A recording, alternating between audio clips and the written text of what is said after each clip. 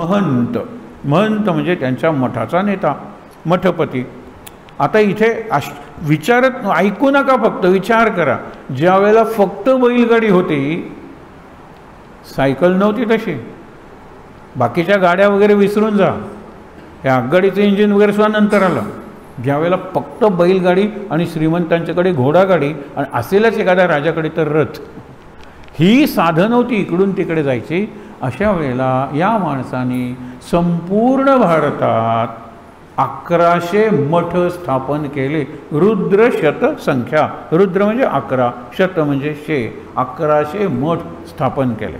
आता हे त्यांच्या शिष्याने लिहिलेलं चरित्र आहे, अतिशयोक्ती असेल म्हणून अलीकडच्या काळातल्या एका समर्थ भक्तानं, शंकर श्रीकृष्ण देव, तुम्ही धुळ्याला जर कधी गेलात, समर्थ वाघोत्तेजक मंदिर म्हणून आहे, 2 मजली किमान इमारत आहे. तिथे समर्थांचे अक्षाक्षर सगळं आहे. म्हणजे समर्थ लहानपणी या आणि गड्ड्यांनी खेळले असतील, ते गड्डे ठेवलेले आहेत. तुम्ही म्हणाल कसे यांना गड्डे मिळाले, आणि तेच समर्थांचे गड्डे कसे, त्यांचा भाव आहे, श्रद्धा आहे. समर्थ जिथे जन्मले ते घर आहे अजून, समर्थ ज्या अंगणात खेळले ते अंगण आहे अजून. त्यांनी सांगितलं हे अंगण मी उकरतो काही वेळ, मग काय मातीचे थर साठतात ना. आता नाही म्हटलं तरी 200-300 वर्ष झाली होती. 1608 साली, 1680 साली, 1680 समजा 1980 साली तिथे गेलेले आहेत. त्यानंतर त्यांनी ती 3 पुस्तकं लिहिली, म्हणजे 300 वर्ष झालेले आहेत. 300 वर्षात माती आपण सारवतो, ते शेण थर झालेले असतील. मी हे उकरतो, साधारणतः एक 5-1 फूट उकरतो, नंतर तुम्हाला सिमेंटचं करून देतो. मग तुमची काही हरकत आहे का? काही हरकत नाही. गरीब लोक, जाम, मराठवाडा, तिथे त्यांना हे गड्डे सापडले. मग त्यांनी सांगितलं या गड्ड्यांनी छोटा नारायण खेळला असेल ना. मी असेल म्हणतो, नाही नसेल कशावरून, तुम्ही का म्हणता नसेल? मग मला असेलला एक आधार आहे की या अंगणात तो खेळत होता आणि गड्ड्यांनी खेळण्यात तो एक्सपर्ट होता.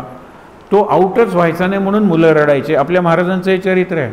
मग तुम्ही रडता नाही का, म्हणाले आम्हाला डावच मिळणार नाही, वेळ संपत आला. मग महाराज आऊट व्हायचे आणि मग इतरांना राज्य मिळायचं, असं काहीतरी प्रकार होता. असंच असेल. मी म्हणतो या गड्ड्यांनी ते खेळत होते लहानपणी.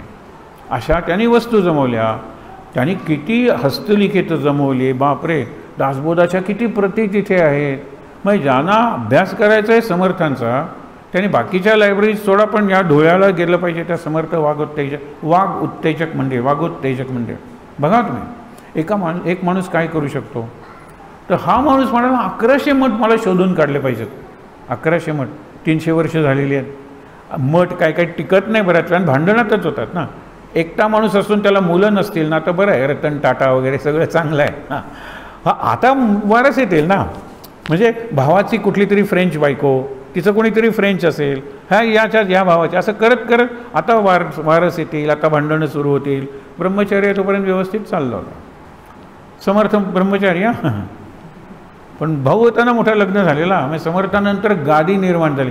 जी माणसं कधी गादीवर कम्फर्टेबली झोपली नाहीत, नारदांची गादी, यांची गादी, समर्थांची, आणि गादी म्हणजे वंश सुरू झाला. मोठ्या भावाची मुलं ही वारस ठरली. बाकीचं मी बोलत नाही. त्यांनी सुद्धा खंत व्यक्त केली. रामदासी संप्रदाय 3 आहेत. पहिला येतो समर्थ अवतार चरित्र आहे, समर्थ हृदय वाङ्मय आहे, आणि समर्थ संप्रदाय. समर्थांचं आजपर्यंत जे कार्य आहे सज्जनगडावर, आता सज्जनगडावर 2-2 दासनवमी, 2-2 रामनवमी, 2-2 गुरुपौर्णिमा सांगायला लाज वाटते मला.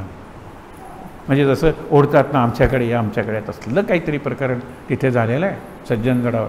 मुद्दा सोडा तुम्हाला की खरा वारस कोण, ज्ञानेश्वरांचा खरा वारस कोण? त्यांना मुलगाच नाही आहे. सगळे वारकरी त्यांचे ज्ञानेश्वरी वाचतात, ते सगळे वारस. पण समजा त्यांच्या मोठ्या भावाचा जर बसलेला असेल तर म्हणलं नाही रक्त एक आहे, पण बाकीचे सगळे शिष्य आहेत, वारस कोण? तसे ते 2 गट झालेले. ह्यांनी मठ शोधून काढले. पहिल्यांदा सज्जनगडला गेले, तिथे त्यांना बऱ्याच मठांची कागदपत्र मिळाली. तिथून त्या मठात गेले, तिथे शेजारच्या मठांची कागदपत्र मिळाली. मी चुकत नसेल तर 1038 मठांचा इतिहास त्यांनी शोधून काढला. आपण जे आता समास बघणार आहोत 3, त्यातल्या काही ओव्या, पण लक्षात ठेवा त्याच्यात महंतांचे लक्षणं सांग. म्हणजे आजचा लोकनेता अभिनेता बरा हो, असे लोकनेते झालेले आहेत. कारण तो अभिनयच करत असतो, पण तरीसुद्धा लोकनेता. मी मुद्दामून राजकारण, आणि एक राजकारणाचाच समास आहे ना, पुढे राजकारण समासाचं नाव आहे, पण समर्थांचं राजकारण एका बाजूने राजाकारण, आणि त्यावेळेला राजा कोण होते? शिवाजी. शिवाजीसारखं जर राजा असेल तर राजासाठी तुम्ही जे करता, राजाने सांगितलेलं जे करता ते राजाकारण झालं. त्यांनी सांगितले राजा कसा असला पाहिजे? कै पक्षी परमार्थी. कै पक्षी म्हणजे कैवारिक, परमार्थाची बाजू घेणारा राजा असला पाहिजे, त्याच्यासाठी करा. दुसरं राज्यकारण. राज्य कळतंय ना, गोवा हे राज्य आहे. खरंच तुम्हाला सांगतो, गोव्यात एक पहिले मुख्यमंत्री सोडले तर माझ्या मते कुठलाही मुख्यमंत्री राज्यकारण सगळे राजकारण करतात. राजकारण म्हणजे पॉलिटिक्स, पॉलिटिकिंग, पार्टी पॉलिटिक्स, सगळे सारखे. तुम्हाला सहज गंमत म्हणून सांगतो, काही हरकत नाही. आम्ही बसलो होते, खूप पूर्वीची गोष्ट आहे, त्या ती माणसंसुद्धा आता सगळी गेली. तर बोलत होतो, म्हणलं काय तुम्ही राजकारणावर बोलता? सगळे राजकारणी एका मायेचे मणी. एक उठून उभा राहिला, बुकी, त्याचं नाव होतं, शिक्षक, हेडमास्टर, प्राथमिक वगैरे. तुम्हा पुणेकरांचं हेच चुकतं. त्यावेळेला मी नवीन पुणेकर होतो, ताजा होतो एकदम. म्हटलं काय चुकतं? मायेचे मणी म्हणतात, केवढा तुम्ही त्यांना अधिकार देता, केवढा सन्मान करता. एका लेणीचे कुडके, हे त्यांनी सांगितलं. शेळी बघा ना, ते एक लेणी, एकच लेणी असते, कुडके कुडके कुडके, सगळे एका लेणीचे कुडके. तुम्ही पुणेकर म्हणजे एका मायेचे मणी, कशाला केवढा सन्मान त्यांना देता? हे गंमत. अहो, अशा कितीतरी आठवणी आहेत. पण मजा बघा, याच्या बरोबर अपोजिट समर्थांचे लोकनेते होते, त्याला ते महंत म्हणायचे. महंत म्हणजे मठपती किंवा मठाधीश. 1100 मठ आहे, म्हणजे 1100 महंत समर्थांनी निर्माण केले. समर्थे समर्थ बनवावे, मग त्यांना अभ्यास करून वाढवावे, नाना देशी विखुरावे, सगळीकडे पसरून टाका तुमचे नेते. तुम्ही निर्माण करा तुमच्यासारखे विद्यार्थी, तुम्ही निर्माण करा तुमच्याहीपेक्षा अत्यंत चांगलं समाजाचं संघटन करणारे, म्हणजे एक आणणारे समाजाला, समाजाचं कल्याण करणारे तुम्ही निर्माण करा. महंत करावे, तरीच महंत म्हणवावे. हां, एक तरी विद्यार्थी तयार करा ना, नाहीतर शिक्षक काय म्हणता, नोकरी केली फक्त, हे विचार करा. आणि म्हणून महंतांसाठी त्यांनी ही लक्षणं सांगितलेली आहेत, सोपी आहेत. पहिल्यांदा त्यांनी काही बुद्धिवाद निरूपण. इथे बुद्धिवाद म्हणजे चांगल्या अर्थी शब्द वापरला, बुद्धी असली पाहिजे, इंटलेक्च्युअल लीडरशिप. ज्याला बुद्धी आहे ना, तो चांगला नेता असतो. कारण बाकीच्यांना माहीत असतं की याला इकडचं तिकडचं सगळं माहीत आहे. आपले काही एक मुख्यमंत्री होते आपले, त्यांना बरंच ज्ञान होतं. ज्ञान मिळवायचे, मेमरीत साठवायचे. आणि अगदी लोकसभेत सुद्धा भाषणं करताना जी आकडेवारी द्यायचे, लक्षात ठेवा, ती आकडेवारी विचार करा ना. बुद्धिमान माणूस होता तो. आणि बुद्धिमान माणूस जर निष्कलंक असेल, जर स्वच्छ असेल, तर त्याचं नेतृत्व राज्याला किंवा देशाला पुढे नेतं. Intellectual leadership. हेडमास्टर बुद्धू माणूस असला की शाळा खड्ड्यात गेलीच म्हणून समजा, शाळा बंद पडणार नाही. कारण भारताची लोकसंख्याच अशी आहे की येत राहतील मेंढरं, शाळेचं तेज राहणार नाही. बुद्धी पाहिजे. मी जे शिकवतो त्याचं सर्वांगीण ज्ञान पाहिजे. शिक्षकांनी जसं मुलांपेक्षा एक पान जास्त वाचलेलं असलं पाहिजे, तसं मुख्याध्यापकांनी शिक्षकांपेक्षा 10 पानं जास्त वाचलेली असली पाहिजे. 1 पेज अहेड असं म्हणतात. म्हणजे मी जर आज पेज नंबर 10 मुलांना शिकवणार आहे, तर पेज नंबर 11 तरी मी वाचलेलं पाहिजे ना. खरं म्हणजे सगळं पुस्तक मी वाचलेलं पाहिजे. एक पान तरी जास्त वाचलेलं पाहिजे. मुलांची जर शंका विचारली तर आत्तापर्यंत आलेलं नाही, खाली बस, अरे पुढच्या पानावर उत्तर आहे, तुला माहीत पाहिजे ना ते उत्तर. म्हणजे असा लीडर जर असेल, समर्थ तसे लीडर होते, विवेकानंद तसे लीडर होते. आपल्या महाराजांच्या बुद्धिमत्तेबद्दल काही सांगायला पाहिजे. अरे एवढे प्रसंग आहेत, आणि अजूनही महाराजांचे प्रसंग येतातच आहेत. नवीन पुस्तकांचं एक सेट झालं आहे प्रकाशित, महाराजांच्या न सांगितलेल्या आठवणी, महाराजांच्या आठवणीत न राहिलेल्या पण लक्षात आलेल्या आठवणी, असली काहीतरी नावं आहेत पुस्तकांची, परंतु त्याच्यात चांगल्या आठवणी आहेत, महाराजांचे चांगले प्रसंग आहेत. फार महाराजांनी मला कसे घडवले म्हणून बाबांची प्रवचनं सध्या ह्याच्यावर ऐकायला मिळतात यूट्यूबवर. परंतु महाराजांनी मला कसे घडवले, बाबांची प्रवचनं आहेत प्रत्यक्ष. ज्यावेळेला कॅसेट्स होत्या त्यावेळेला कॅसेट्सवरी 4 कॅसेट्समध्ये प्रवचन होते. बाबांनी कसे घडवले महाराजांनी. आणि महाराज कुठे होते, बाबांनी महाराजांना कुठे बघितलं होतं, ही खरी मजा आहे. बघितलंच नाही. 1913 साली महाराज गेले, 1909 साली बाबा जन्मले. मग 4 वर्षाचा बाबा हैदराबादला, महाराज गोंदवल्याला, भेटत झाली नाही. पण त्यांच्या कृपेनं तात्यासाहेब भेटले की ज्यांना आपण महाराज म्हणतो. इतकं कशाला बाबांना आपण महाराज म्हणतो. तुम्ही जर ज्ञानेश्वरीवरच्या बाबांच्या प्रवचनांचे खंड वाचलेत, त्याच्या दुसऱ्या खंडात त्यांच्या मुलांनी, बाबांच्या मुलांनी प्रस्तावना लिहिलेली आहे. त्याच्यात ते म्हणाले की आता महाराज म्हणाले, हे कशाला तुम्ही म्हणाले म्हणून महाराज म्हणाले म्हणून सांगा ना. ते म्हणतात महाराजांनी सांगितलं, तात्यासाहेब केतकरांच्या आविष्कारात आता महाराज म्हणाले म्हणून माझ्या आठवणी सांगू नका, तुम्ही जे सांगाल तेच महाराज म्हणाले म्हणून सांगा. आणि म्हणून जे प्रसंग तात्यासाहेब 1967 साली गेले, अशी उदाहरणं येतात महाराज म्हणाले म्हणून, की जे 1990 सालची घटना असते. महाराज कसे म्हणतील? बाबा म्हणतात. बाबा म्हणजेच महाराज, म्हणजेच तात्यासाहेब, म्हणजेच महाराज, म्हणजेच अगदी शेवटपर्यंत. तुम्ही विष्णूपर्यंत जा किंवा ब्रह्मदेवापर्यंत जा किंवा दत्ता गुरूंपर्यंत जा, ती एकच परंपरा आहे. त्यामुळे काय झालं, बाबा सांगतात खूप गोष्टी महाराजांच्या. एक म्हणाले सेन्स ऑफ ह्युमर. मला एक पूर्ण प्रवचन आहे की तुम्हाला जर चांगला प्रवचनकार किंवा लोकांचा नेता व्हायचा आहे, संस्थेचा प्रमुख व्हायचा आहे, तुमच्याकडे विनोदी वृत्ती असली पाहिजे. आणि विनोद म्हणजे पीजे नाहीत, फालतू जोक्स नाहीत. जोक नाही, humour. Pu La Deshpande was a humorist, not a joker. Acharya Atre was a humorist. काय जोकर होते, कमरेखालचे विनोद, जे तुम्ही बघता हास्य जत्रा, हा हा हा, अरे म्हटलं 2 खुर्च्या घ्या, पडाल खाली. काय आमच्या घरातलं प्रकरण आहे, भयंकर. काय हसतात, सगळे कमरेखालचे विनोद, सगळे घाणेरडं बोलणं, सगळ्या शब्दांना 2 अर्थ, अनर्थ आहे तो. आणि तुम्ही बघता आणि हसता आणि काय प्रचंड असतं. मी दार बंद करून छान उपासना करतो, जरा मोठ्या आवाजात काहीतरी वाद्य लावतो, छान. उलट संधी आहे महाराज देतात ती हास्य जत्रा. आणि काही निरनिराळे असलेच नावं आहेत. मला तो मराठीचं 1 मिनिट सहन होत नाही, जाऊ दे, तो भाग निराळा आहे. पण गंमत बघा, मुद्दा काय आहे की ज्या वेळेला समर्थ आपल्या महंतांची लक्षणं सांगत होते, त्यावेळेला महंतांच्या लक्षणात बुद्धिवाद म्हणजे बुद्धिवाद नाही, त्याच्याकडे बुद्धी असली पाहिजे. त्यांनी बुद्धिवाद कोणी जर प्रश्न विचारला तर उत्तर देता आले पाहिजे.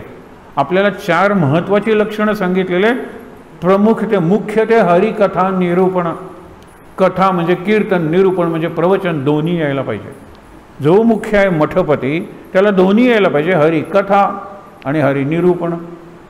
कीर्तन यायला पाहिजे, प्रवचन यायला पाहिजे, बरोबर. दुसरे ते राजकारण, ते आता आपण बघतोय. दुसरे ते राजकारण यायला पाहिजे. राजकारण म्हणजे पॉलिटिक्स नाही, ग्रुपिझम नाही, काय ते आपण आता बघणार आहोत. तिसरे ते सावधपण, सर्व विषयी सावध पाहिजे सर्व विषयात. चौथा अत्यंत साक्षेप. साक्षेप म्हणजे अचूक प्रयत्न. वाटेल ते 15 तास अभ्यास केला पण नापास झाले, आणि तो 5 तास अभ्यास करून डिस्टिंक्शन आला. अरे 15 आणि 5 काय घेऊन बसलाय, कसा अभ्यास केला ते महत्त्वाचं आहे ना. 15 तास नुसते पुस्तक घेऊन बसली, झोपते, इकडे बघते तिकडे बघते, आणि त्याने 5 तास एकलव्यासारखा अभ्यास केला, त्याला चांगले मार्क्स मिळाले. 5 तास आणि 15 तासाचं गणित नाही आहे. How you study, how much you स्टडीपेक्षा how you study is important. Concentration आहे, मेथड आहे, हे सगळ्या गोष्टी आहेत. मुद्दा लक्षात घ्या. तर ज्या वेळेला चौथा अत्यंत साक्षेप, फेडावे नाना आक्षेप, अन्याय बहुत अथवा अल्प, क्षमा करीत जावे. या सूत्राने आपण 31 वर्ष इथे राहिलेलो आहे, लक्षात ठेवा. मुख्य ते हरिकथा निरूपण. दुसरे ते राजकारण म्हणजे काय सांगतोय, पॉलिटिक्स शब्द वापरूच नका. राजकारण ही सोशल कॉज, सामाजिक कारण आहे, समाजाची उन्नती, संस्कृतीचं जतन, आध्यात्मिक उपासना. इथे राजकारण, ग्रुप, पक्ष, इलेक्शन काही आलेलं नाही आहे.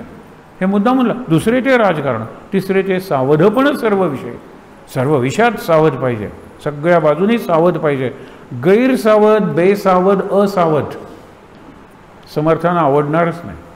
म्हणून सावधान म्हणून ते पळून गेले ना.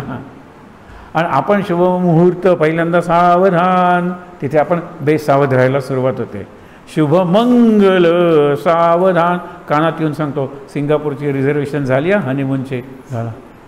तिकडे ते सांगतायत शुभमंगल सावधान. आता 2 जण एकत्र आलेले आहात, संलग्न झालेले आहात, लग्न लागलेलं आहे, आता जबाबदारी वाढलेली आहे. आणि हा सावध कशाकडे झाली का रे, रिझर्वेशन झाली का रे, पुढची हॉटेल वगैरेची व्यवस्था.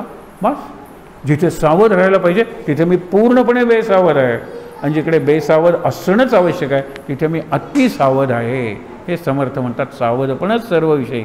आणि मग असा साक्षेप करा, इतका अभ्यास करा, इतकी उपासना करा, इतकं तप करा, की कुणीही आक्षेप म्हणजे ऑब्जेक्शन नाही, आक्षेप म्हणजे डिफिकल्टी, कोणतीही शंका विचारली मी सांगेन, उत्तर आलं पाहिजे द्यायला, नाहीतर नंतर उत्तर देईन म्हणून तुम्ही ते दिलं पाहिजे त्याला. पण समर्थ तेही नंतर उत्तर देणे हसं होईल तुमचं. ऐका काय काय समर्थ म्हणतात ते. परमार्थी आणि विवेकी त्याचे करणे माने लोकी. लोक कुणाला मानतात? हा लोकांचा नेता आहे, लक्षात ठेवा. परमार्थी आणि विवेकी. परमार्थी म्हणजे नुसता उपासना करतो, विचार करत नाहीस का तू? उपवास कशाला करायचे? 80 वर्ष झालेले आहेत, आता उजवून टाका ना उपवास. आजीबाई तुमचे उपवास म्हणजे इतरांना त्रास, बरोबर, ॲसिडिटी वाढते, म्हणजे तुम्हाला हॉस्पिटलाइज करावं लागतं, म्हणजे कुणाला तरी रात्री थांबावं लागतं. उपवास उजवून टाकूया ना सगळे, भटाला बोलूया, सगळे उपवास. आजीबाई ऐकत नाहीत, इतरांना त्रास देतात. आता हा उपवास पुण्य म्हणायचं का पाप? हे लक्षात ठेवा. पुण्य कसला, पाप काढून टाका तुम्ही सगळे उपवास अर्पण, आणि त्याचा विधी आहे, त्याचा यज्ञ आहे. भटजींना बोलवा, यथा विधी यथा सांग, सगळे उपवासांचं उद्यापन करा, उजवून टाका म्हणतात. इथे त्याचे करणे माने लोकी का जे विवरोविवरी चुकी पडोच नाही. विवरण करताना चुकत नाही, त्याचं फॅक्च्युअल एरर्स नसतात. कुणी सांगितलं तर त्या पद्धतीने तो उत्तर वगैरे देतो, कुणी प्रश्न विचारला तर चांगला प्रश्न आहे म्हणून त्या प्रश्नाचं उत्तर देतो. विवर म्हणजे एकदा सांगितलं पुन्हा सांगितलं, चुकोची नाही, चुकू देत नाही आणि त्याच्यात खंड पडत नाही. स्वतः निस्पृह असे ना, त्याचे बोलण्याची माने ना, कठीण आहे जनार्दना राजी राखणे. राजी म्हणजे प्रसन्न, संतुष्ट, समाधानी. लोक समाधानात पाहिजेत ना, तर ही गोष्ट सांभाळा. त्यांनी सांगितलं की सगळ्यांची मन राजी राखली तरच ते लोक राजी होतील, नाहीतर सर्व भाजीचं होत असेल. समर्थांनी शब्द वापरले, राजी नाहीतर भाजी, हे लक्षात ठेवा. म्हणून भावाचं भाऊ उपदेश देते. पुढे कळे ना, उपदेश योग्य व्यक्तीकडून घ्या ना.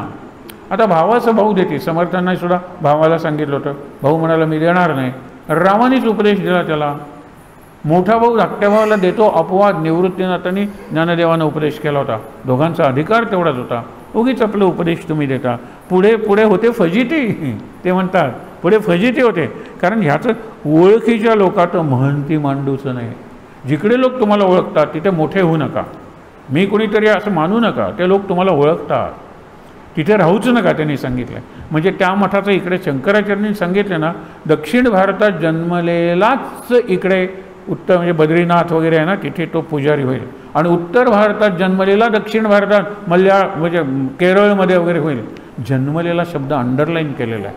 नाहीतर काय माहीत आहे ना, 200 वर्षापूर्वी मी जन्मलो उत्तरेकडे आणि बद्रीनाथला गेलो, त्यात माझ्यानंतर माझा मुलगा नाही, तुझा मुलगा दक्षिण भारतात जन्मलेला असला पाहिजे, म्हणजे ती तुझी बायको बाळंतपणासाठी तरी केरळमध्ये गेली पाहिजे.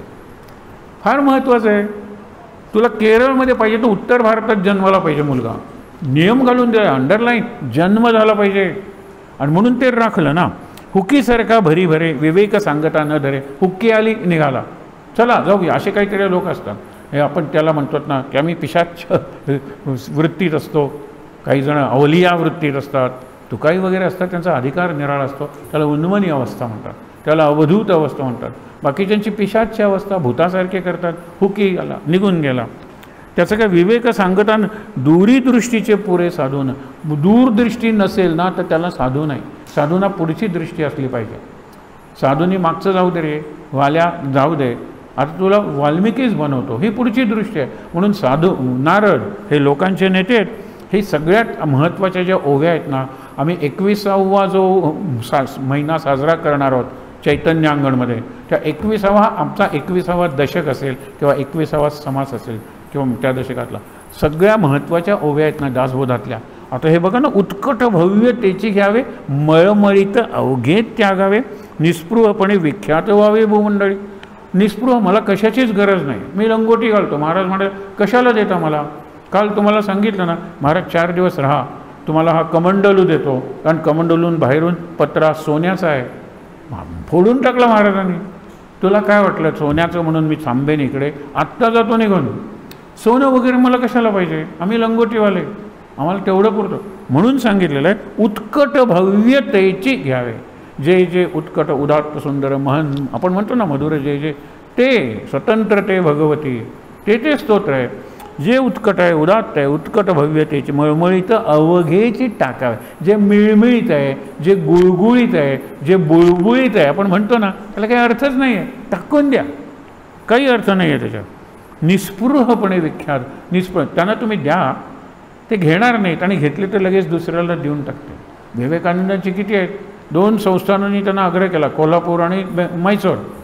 कोल्हापूरला त्यांनी राजमाता म्हणलं, मी तुम्हाला सोडणार नाही काहीतरी घेतल्याशिवाय. यांचं वय 25 वगैरे हो. 30व्या वर्षी ते जगासमोर हे मांडत बसले विषय. 30व्या वर्षी ॲट द एज ऑफ 30. त्याच्या आधी हे परिक्रमा त्यांची. 25व्या वर्षाचा तरुण मुलगा काहीतरी घ्या, मला उगीच चित्र दिसतं, राजमाता अडवल्या, जाऊ देणार नाही आपण म्हणतो ना, असं अडवलं असेल. कोल्हापूरचं काय प्रसिद्ध आहे, चपला. त्याही वेळेला कोल्हापूरच्या चपला घेतल्या, मला दिल्यात ना, आता याचं मी काय करेन त्याच्यावर तुमचा अधिकार नाही आहे. त्या म्हणाल्या, मी तुम्हाला कोल्हापूरच्या सीमेपर्यंत पोचवायला येते. तिथेच एक अनवाणी दिसला आणि तिच्या देखत त्या चपला देऊन टाकल्या. ह्याला निस्पृहपणा म्हणतात.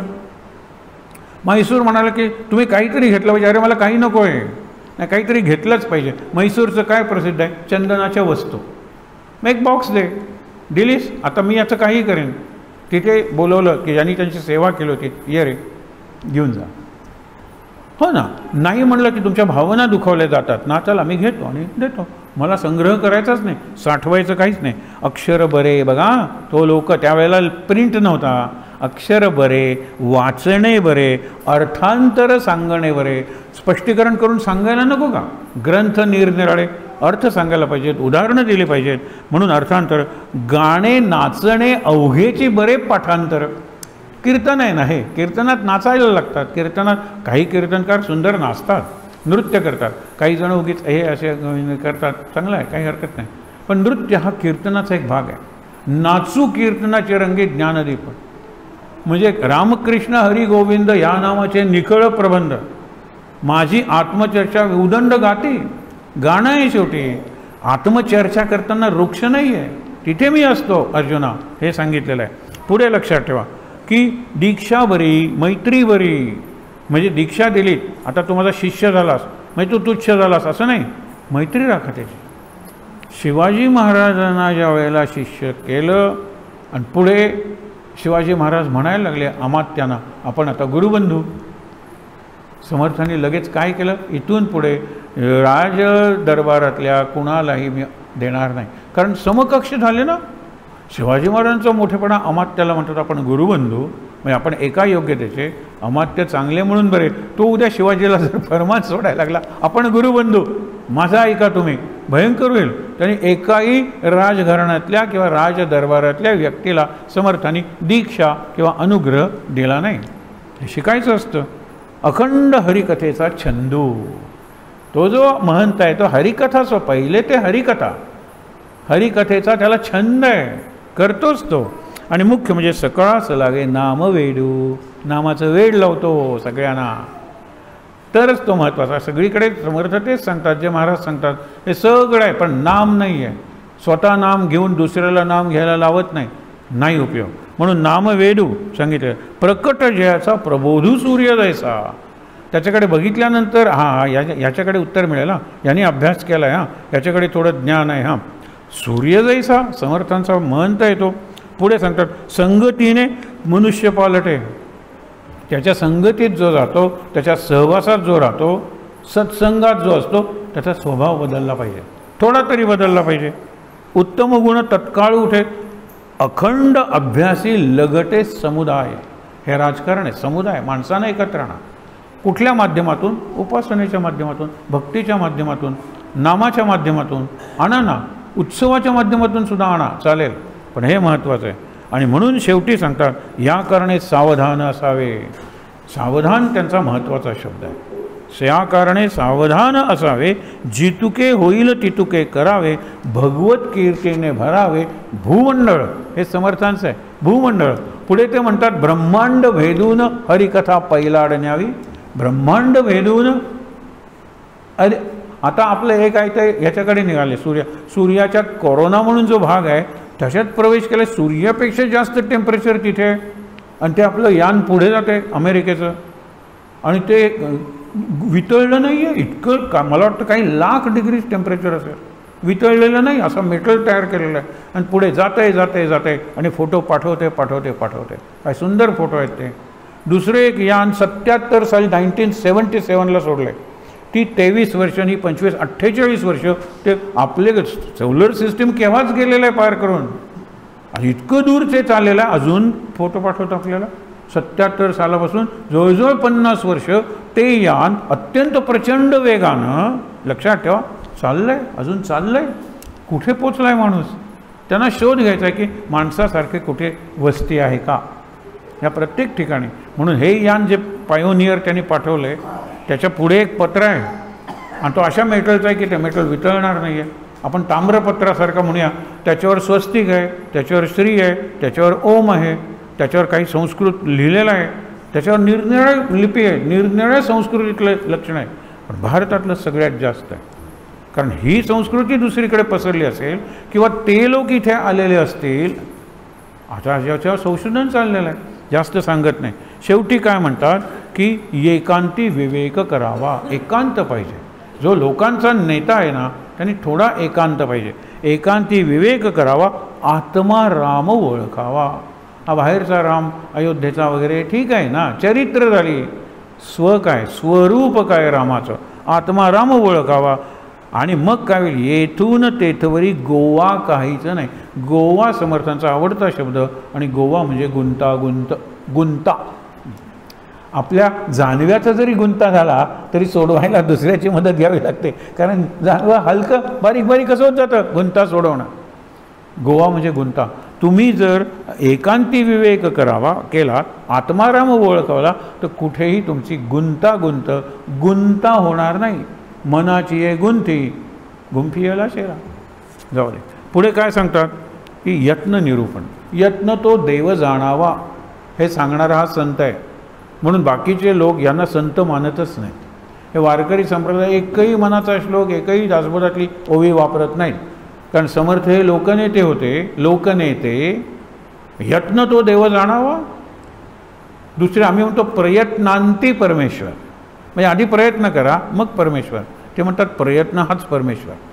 आता यत्न निरूपण हे आपल्याला किती कथेने सांगितलं. घमंड वरून जायचं, प्रचंड कथा करा, सगळीकडे प्रवचन करा, कीर्तन करा, मजालसी सांगितलेल्या निरनिराळ्या सभा भरवा, परिसंवाद जाणी आणि निरूपणी विवरावे. उणे पडोची नेदावे कोणी एक विषयी. उत्तर विलंबी पडिले, मग अशी सांगितलं ते जरा उत्तरात विलंब झाला, आत्ता मला उत्तर देता येत नाही. श्रोते असं कळव आले की ह्याचं पाणी किती आहे, हा किती पाण्यात उभा आहे. श्रोत्यांना लगेच कळू येतं. म्हणून उत्तराला विलंब लागता कामा नये. तुम्ही ज्या विषयावर बोलतोय त्या विषयाचं सगळं ज्ञान मिळवा. आणि प्रश्न विचारला म्हणून श्रोते असं कळव आले, म्हणजे महत्त्व उडाले वक्त्याचे. महत्त्वच उरणार नाही, त्या वक्त्याला कोणी सिरियसलीच घेणार नाही. कोण राजी राखेले, कोण मनी भंगले, क्षणक्षणा परीक्षेले पाहिजे लोक. कोण ह्या माझ्या वागण्यामुळे कोण प्रसन्न झालं आहे, माझ्या वागण्यामुळे कोण दुखावलं आहे, सतत विचार केला पाहिजे. कारण तो एका मठाचा पती आहे, त्या मठाशी अनेक लोक जोडलेले आहेत. कोणते लोक दुखवले गेलेले आहेत, काय चुकतं आहे, त्यांना बोलवून मग सुधारणा केली पाहिजे. कोणते लोक प्रसन्न आहेत, ते का प्रसन्न आहेत, काय छान जेवण मिळतं म्हणून आहे. मठाची महती काही जेवण पंक्ती ही नाही आहे का? नाही. दुसरं तुम्ही वाचताना नाही, वाचन त्या वाचलं पाहिजे. किती ग्रंथ हस्तलिखित आपण लिहून ठेवलेले आहेत, कोणासाठी? वाचा तुम्ही. पुढे तेच सांगितलं आहे, शिष्य विकल्पे रान घेतो. शिष्य आहे पण त्याचं सांगतो त्याच्यावर विश्वासच नाही. विकल्प म्हणजे डाऊट. विकल्पे रान घेतो. गुरु मागे धावतो. काय मजा आहे, याला डाऊट आहे शिष्याला, तो जातो निघून रानात. गुरु त्याच्या मागे जाऊ नको रे बाबा, पुता जाऊ नको रे. हा कसला गुरु, हा कसला शिष्य? गुरु मेल्यानंतर जो रडतो तो शिष्यच नव्हे, कारण गुरु कधी मरतच नाही. खरा गुरु मरत नाही, खरा शिष्य रडत नाही. म्हणून मरका गुरु आणि रडका चेला हे दोन्ही टाकून द्या, हे सांगितलेलं आहे. इथे पुढे काय सांगतात बघा, की गुरु मागे तो विचार पाहू जातो. विकल्पचे सगळा डाऊटच आहे. त्याला सांगता येत नाही, त्या गुरुला सांगता येत नाही. दोघंजण एकमेकाचा पाठलाग करतात. कसले लीडर तुम्ही? जिकडे जग तिकडे जगन्नायक, हे लक्षात ठेवा. कळला पाहिजे विवेक. रात्रंदिवस विवेकी लोक सांभाळीत जावे. विवेक हा दासबोधात सगळ्यात जास्त वेळा आलेला शब्द. दुसरा कुठलाही शब्द इतका आलेला नाही. विवेक, प्रत्येक समासात विवेक आहे. विवेक म्हणजे योग्य विचार, काय योग्य काय अयोग्य, तो विचार म्हणजे विवेक आहे. म्हणून सांगतात की जिकडे जग तिकडे जगाची कुठे वृत्ती आहे, वाईट आहे ना ते लक्षात घ्या आणि त्यांना सोडवा ना. आता सगळेच काय आपण म्हणतो ना व्हॉट्सॲप वापरतात, हे वापरतात, तुम्ही त्यांना समजून घ्या आणि तिथपासून वळवा, तरच ते शक्य आहे. तुम्ही त्यांच्या मागे जाता, तू व्हॉट्सॲप करतोस, बघ माझी ही प्रोफाईल बघ, तुझ्यापेक्षा चांगली आहे. हा कसला गुरु? ते जर वाईट आहे, ते जर खोटं आहे, ते जर नशा चढवणार आहे, तर गुरुनी ते शिकलं पाहिजे आणि त्या लोकांना तिथून परत आणलं पाहिजे. म्हणून शेवटी अभ्यासे प्रकट व्हावे, नाहीतरी झाकून असावे. समर्थांचं काही काही स्पष्ट घ्या, अभ्यास करा आणि लोकांसमोर जा, नाहीतर लपून राहा, झाकून राहा. प्रकट होऊन नासावे हे बरे नव्हे. जो अभ्यासाशिवाय बोलतो ना ते सुणे, तोंड पसरवून रडवून गेले. सुणे म्हणजे कुत्रं. ते कुत्रं भुंकतात माहिती आहे ना, एक भुंकायला लागलं की सगळी भुंकायला लागतात. हे काय सभा आहे का? सांगा बरं, का मैफल आहे? काही नाही आहे ते. म्हणून तुम्ही लक्षात घ्या, तस्मात देअरफॉर लौकिकी वर्तना नये, त्यास महंती कामाने परत्र साधनाचा उपाय श्रवण करून असावे. परत्र म्हणजे द अदर वर्ल्ड. इथे यश कसं मिळवायचं हे सांगायला 10 माणसं आहेत, पण इथे असं वागायचं की पुढे आपल्याला आनंद मिळेल. पुढचं जग आहे की नाही कोणा माहीत आहे, पण त्यासाठी कसं वागलं पाहिजे मी तुला सांगतो ना, याच जगात आपल्याला वागायला पाहिजे. म्हणून सांगितलं काय की आता हे आपणाची पासी बरे विचारावे, आपणाशी अनुकूल पडेल तैसी वर्तणूक. बरे विचारावे म्हणजे विवेक करा, विचार करा, आपलं काय चुकतंय, आपल्याला काय शिकलं पाहिजे, आपण कुठे कमी पडतोय, हे योग्य आहे ना, आणखीन योग्य कसं करता येईल याचा विचार तुम्ही करा. म्हणून परिभ्रमण करीना, इकडे तिकडे जात नाही, दुसऱ्याचे काहीच सोसेना, दुसऱ्याचं काही सहन होत नाही, तरी मग उदंड यातना विकल्पाची. विकल्प म्हणजे डाऊट, कोणी निश्चित सांगूच शकत नाही आहे. हे काय आहेत माहीत नाही बाबा, काय त्यांचं ज्ञान, काय त्यांचा अनुभव सांगता येत नाही आहे. सगळं भरंगळती म्हणलेलं आहे. लोक भरंगळत घरंगळत जशी जाते वस्तू, हे भरंगळत जातात. एक दिशाच नाही आहे, दिशाहीन अशी भटकंती त्यांची चालू होते.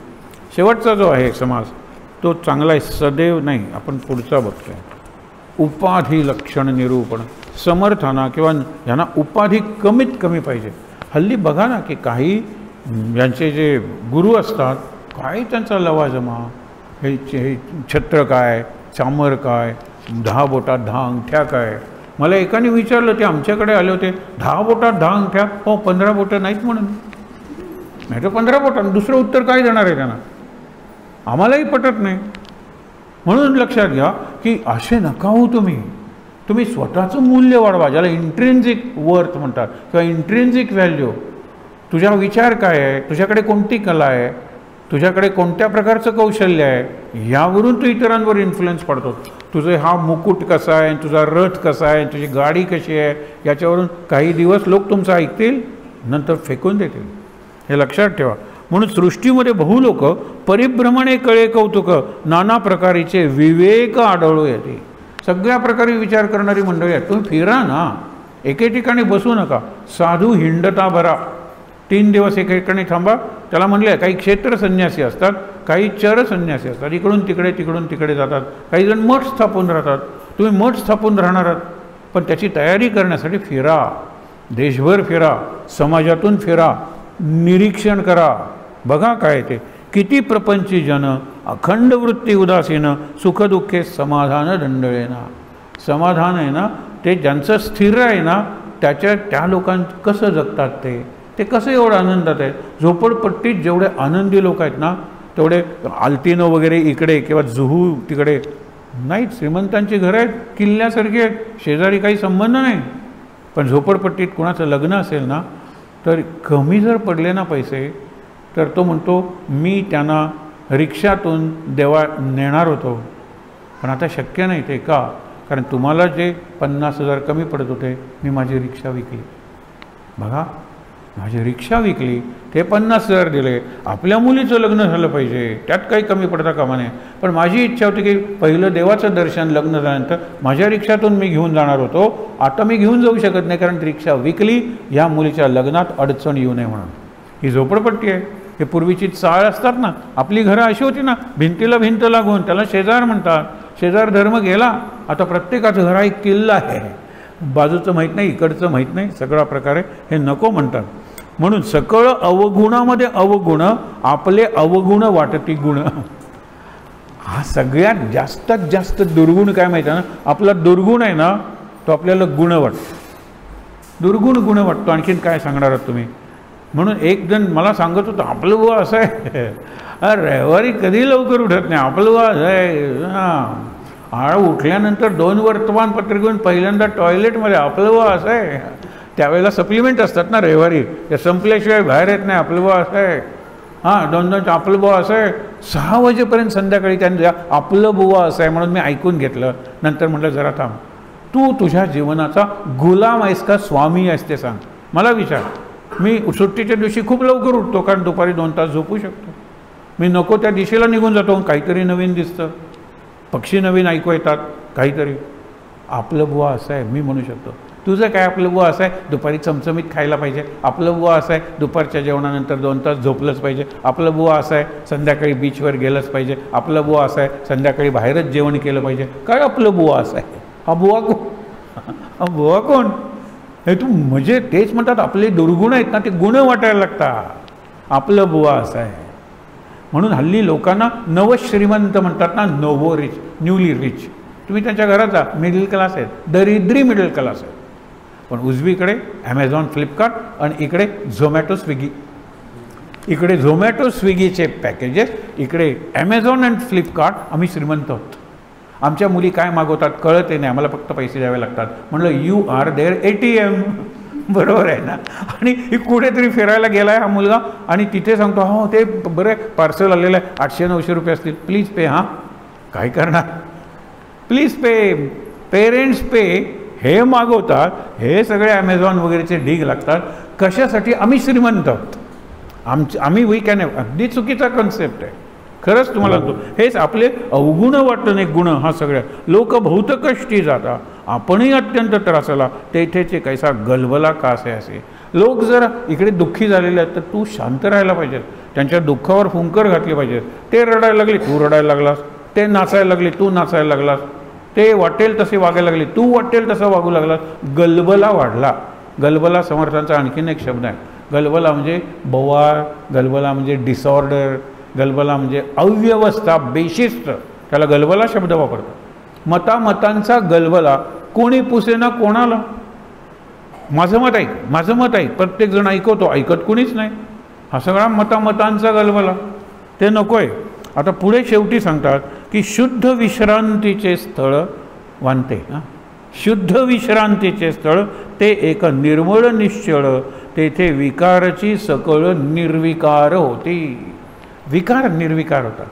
शांत वाटतं. सकाळी आम्ही बोलत असतो, वांते लिहून काहीही केलं नाही ना, तर जसं एरवी लाईट गेल्यानंतर तुमचा इन्व्हर्टर आहे किंवा तो हे असेल जनरेटर असेल, तो डिस्चार्ज होत राहतो ना, कारण तो वापरला जातो आहे. लाईट आल्यानंतर तो चार्ज होत राहतो. बरोबर.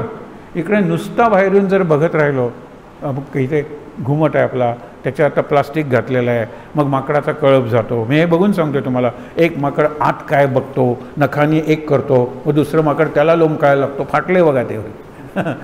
हे सगळं हे नुसतं बघणं, नुसतं बसणं इज चार्जिंग युअर सेल्फ. आम्ही चार्ज येऊन जातो. कारण एरवी हे कटकट ती कटकट, हा फोन तो फोन असतोच असतो. इकडे आल्यानंतर नुसता बसलात तरी चार्ज होता. तुमचा विकार आहे तो निर्विकार होऊन जाल. तुम्ही अशांत आहात शांत होऊन जाल. असं एखादं स्थळ महंतांनी शोधून काढलं पाहिजे. म्हणून ते म्हणायचे गुहेत जा, घळीत जा, अरण्यात जा, हे सांगायचे. आपण वांते असं स्थळ आहे, दुसरं काय. शेवटी की आपण असं उपाधी मुळीच नाही, ऋणानुबंधे मिळाले सर्व, आल्या गेल्याची क्षिती नाही, ऐसे झाले पाहिजे. मला काही नको आहे. आणि जे येतं ते माझे पूर्व पुण्य असेल किंवा पूर्वपाप असेल, मला मिळाले ते वाटून टाका ना. हे कशाला नाही कोणाला म्हणू नका, हे लक्षात ठेवा. कुणी आलं सर हे बिस्किटाचे मावत नाहीत, 2-3 बिस्किटाचे पुढे खाली पडतात, लक्षात ठेवा. हे घ्या, मला कशाला एवढे असं मी म्हणत नाही, ठेवा तिथे. आणि येणाऱ्या प्रत्येकाला एक एक पुडा वाटत देतो ना, तो म्हणतो सरांनी बिस्किटाचा पुडा दिला, पुढच्या वेळेला सरांना चॉकलेटचा पुडा नेला पाहिजे. हे लक्षात ठेवा. हे बिस्किट गेली, चॉकलेट आली, चॉकलेट गेली, मिठाई गेली, फळं आली, हे राहतं वाटत राहा, नाही म्हणू नका. कारण तो कुठल्या तरी उद्देशाने त्याची भावना असते. नवीन व्यवसाय सुरू केला बिस्किटांचा, नवीन व्यवसाय सुरू केला उजवातींचा, उजवाती आणतात. आपल्याला द्यायला काही कमी स्थान आहेत का? देऊन टाका, पण नको म्हणू नका. मी कुणाकडून काही घेत नाही याच्यासारखं मूर्ख वाक्य नाही. कुणाकडून काही घेत नाही, उपाशी राहा, सोपं आहे ना. पाणी पिऊ नको, कुणी ना कुणीतरी तुझ्याकडे आणलेलं आहे ना. शेवटी काही गलबला, काही निवळ. निवळ म्हणजे एकांत आणि गलबला म्हणजे लोकांत. तुम्ही बाहेर जा, कुठल्याही शहरात ट्रॅफिक स्क्वेअरमध्ये उभे राहा, काय ते गडबड असते. हे वाहनं जात आहेत, ते वाहनं जात आहेत, हा हॉर्न वाजवतोय, तो हे करतोय, त्याला गलबला म्हणलेला आहे. आणि निवळ म्हणजे शांत, एकांत. काही गलबला पाहिजे म्हणून एकांती उपासना कीजे, लोकांती परीक्षा पाहिजे. लोकांतात परीक्षा पहा, इथे एकांतात बरं आहे शांत. मी भांडलो नाही कुणाशी वानकेला गेल्यानंतर, कुणाशी भांडला नाही, कुणीच नव्हतं का? नाही, अण्णूजी होती पण त्यांना काय ऐकूच येत नाही, काय भांडणार ना, हे गंमत. ते आता ऐकू येतं आहे त्यांना. म्हणून तो म्हणजे जिथे माझ्याशी भांडायलाच कोणी नाही आहे तिथे मी भांडलो नाही. असा 12 वर्ष मी क्रोध जिंकलाय म्हणून एक जण येतो, मित्राकडे येतो डोंबिवलीला आणि म्हणतो मी जिंकलेला आहे, क्रोध जिंकलेला आहे, मी शांत आहे. शांती माझ्या चेहऱ्यावर दिसत नाही का तुला? मित्र म्हणतो हो. अरे मे महिना आहे, तू खाल्ले तिकडे कंदमुळं खात, आमरसाचं जेवण, आमरस वगैरे मजेत खाऊया आणि जरा झोपूया आणि गप्पा मारूया. खातो भरपूर आमरस पुरी वगैरे मजेत. आता झोपणार तिथे त्याच घरातलं 4 वर्षाचं पोरगं, कड्या असतात ना पूर्वी, वाजवत राहतं, टॅक टॅक टॅक टॅक टॅक. त्याला बरं वाटतं, रिदम RD बर्मन किंवा भप्पी लहरी, टॅक टॅक टॅक टॅक टॅक टॅक टॅक टॅक टॅक टॅक. तो कोणाचं कार्ट आहे रे? हा 12 वर्ष राग जिंकलेला आहे. तो गुहेत राहत होता, तिथे कुत्रंसुद्धा येत नव्हतं. हा कुणाशी भांडणार आहे? कुणावर रागवणार आहे? इथे ते पोरगं वाजवायला लागेल, कार्ट त्याला गप्प बसवा. त्यावेळेला ह्यांनी उत्तर दिलं, अजून 12 वर्ष तुला हिमालयात गेलं पाहिजे, कारण ते बालब्रह्म नादब्रह्मात तल्लीन झालं होतं आणि तुला त्याचा त्रास व्हायला लागला. आणि म्हणे मी राग जिंकलाय, 12 वर्ष पुन्हा हिमालयात जा, आमरस खायला 12 वर्षानंतर ये. असंच आपलं होतं. म्हणून एकांतात कायम राहिलात तर लोकांतात गेलं पाहिजे ना घरी आपल्या. तिथे गेल्यानंतर तिथे कटकट झाली, इथे आलं पाहिजे. थोडा गलबला, थोडा निवळ म्हणजे एकांत. हे लक्षात ठेवा. शेवटची होय, समाधाना एवढे थोर नाही, नरदेह प्राप्त होते क्षणाक्षणा. हा नरदेह मिळालेला आहे. समाधान, शांती, आनंद मिळवणं हे नरदेहाचं कर्तव्य आहे. क्षणक्षणा त्या कर्तव्याच्याकडे आपण गेलं पाहिजे आणि त्यासाठी शुभेच्छा.